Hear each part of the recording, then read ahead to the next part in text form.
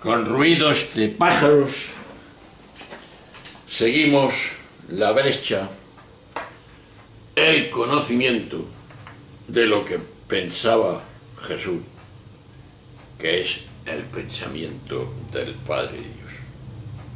Y ahora vamos al otro día, el día 8 de agosto, miércoles, de la espiritualidad que Dios había puesto en cada hombre y en cada mujer, en cada ser humano al nacer. Pues bien, nos metemos en el 9 de agosto, jueves,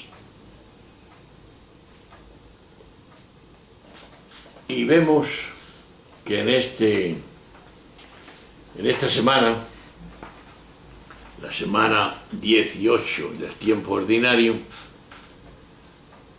primero, que estamos en el ciclo B para nuestro conocimiento de la liturgia de la Iglesia Católica y que sigue Mateo hablando en el capítulo 16 del 13 al 23, otro relato muy interesante. Para nuestro orden, el vídeo es el 252.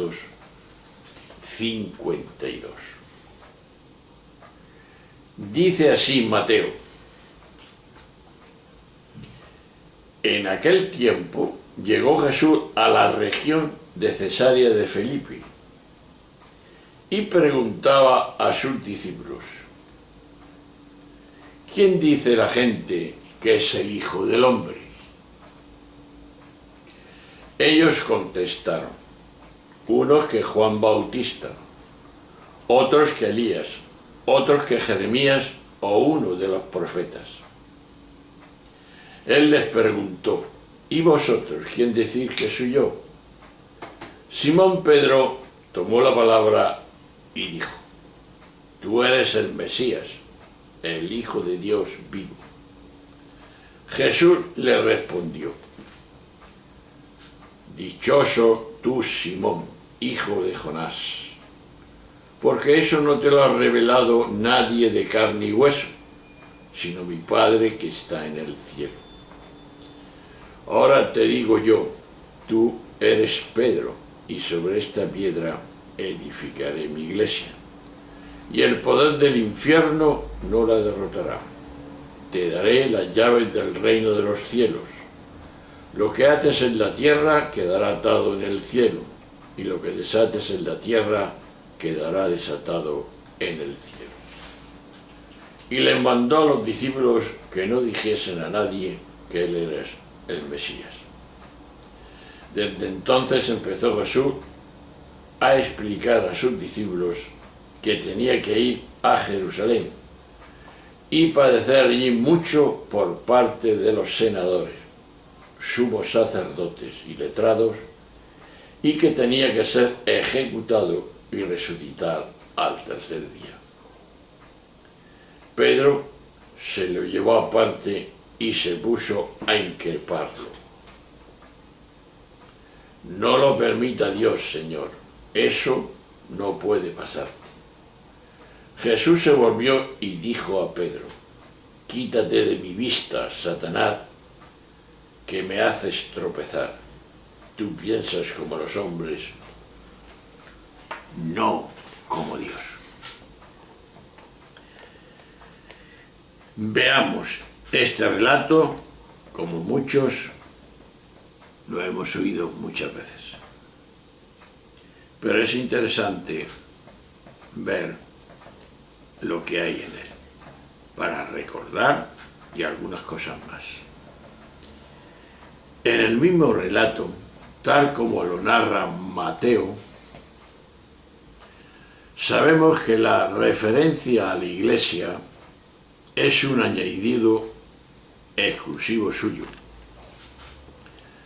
Pedro pasa de ser la roca sobre la que se asienta la comunidad a ser designado como Satanás, literalmente adversario. No cabe mayor proposición, el que debía ser el fundamento seguro, se advierte y se convierte en motivo de escándalo, incapaz de entender el plan de Dios. Esto es evidente.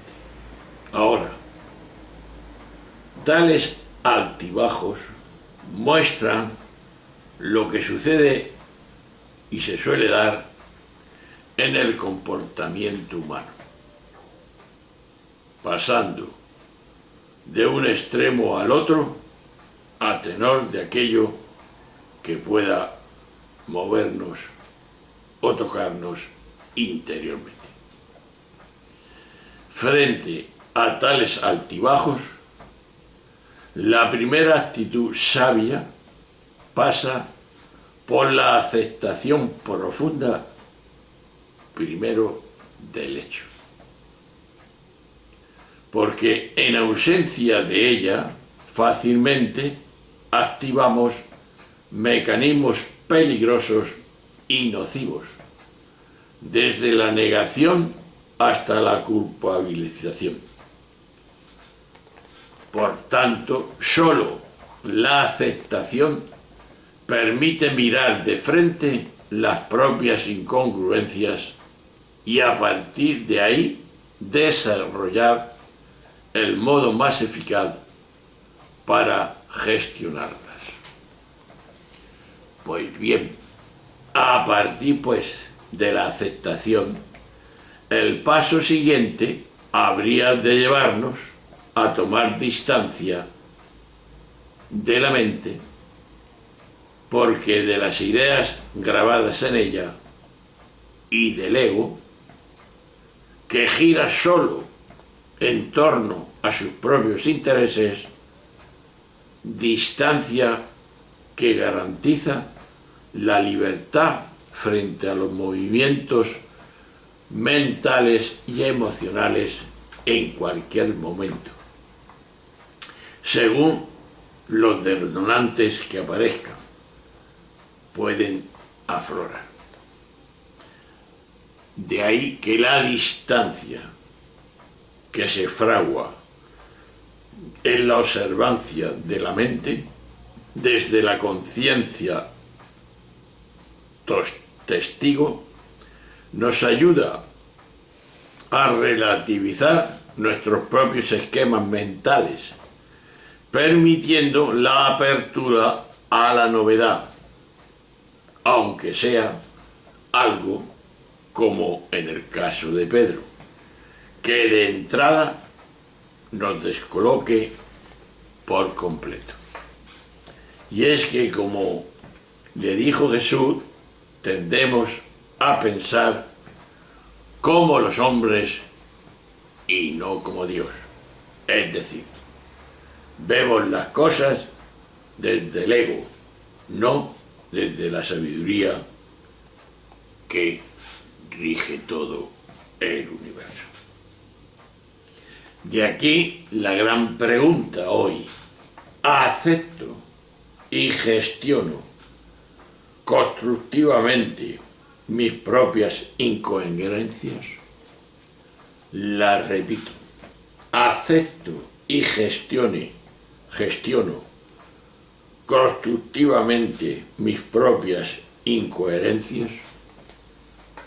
Lo que estoy viviendo, lo que no debe de ser. Veamos y profundicemos. Este relato, tal como aquí aparece, se encuentra en los evangelios de Mateo y de Marcos. En ambos casos se une la narración de la confesión de Pedro con el enfrentamiento que tuvo el mismo Pedro con Jesús. De ahí que el episodio de la confesión de Pedro, como se sabe, ha sido ampliamente utilizado por la teología y por el derecho eclesiástico para argumentar y justificar el poder de Pedro y de sus sucesores, los papas, en el gobierno de la Iglesia y hasta en el poder político del papado. Más aún, como dejó escrito Congar, la propia Roma, y esto a partir de tal vez del siglo II, tomó las cosas de forma que ella, Roma, ve en el capítulo 16 de Mateo, versículo 19, su propia institución. Es decir, para Roma, los poderes no pasan de Pedro a la Iglesia, la comunidad de los fieles, sino de Pedro a la sede romana.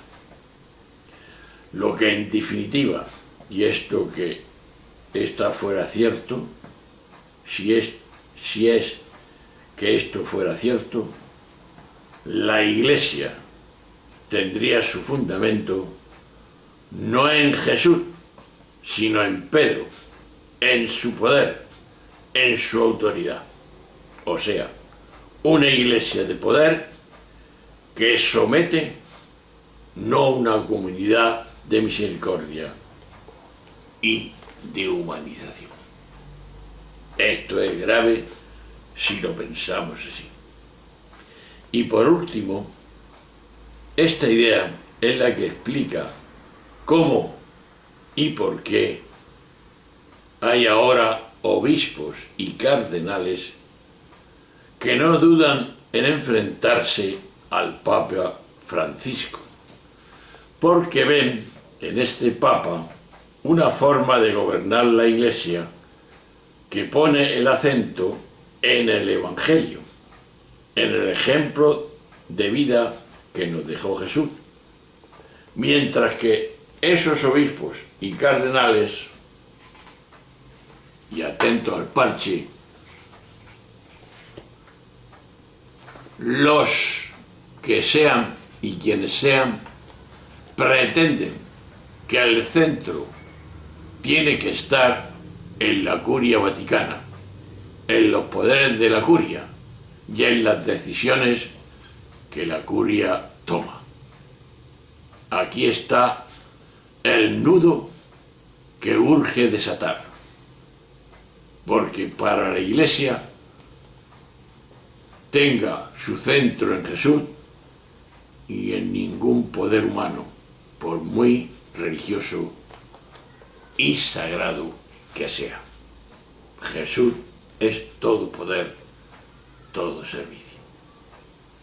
De ahí la importancia del segundo relato, el del enfrentamiento de Jesús con Pedro. Cuando este discípulo, el más importante de todos, se enteró del fracaso y de la muerte que le esperaba a Jesús, al que él había confesado como Mesías Salvador, se enfrentó directamente a semejante fracaso y a una muerte causada por los sumos sacerdotes, por los máximos representantes del poder religioso. Esto es un hecho. Ahora bien, a Pedro y a quien piensan como pensaba Pedro,